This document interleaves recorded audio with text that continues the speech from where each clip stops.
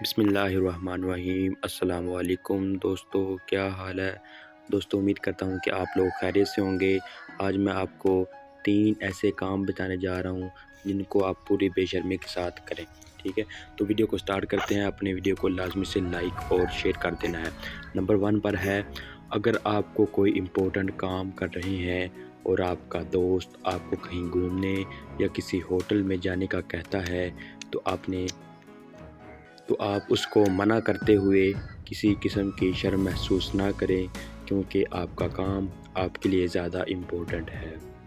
جو دوسرے نمبر پر ہے دوستو، وہ یہ ہے کہ جب بھی آپ کسی کو ادھار پیسے دیں تو اپنے دیے ہوئے ادھار پیسے مانگتے ہوئے شرم محسوس نہ کریں۔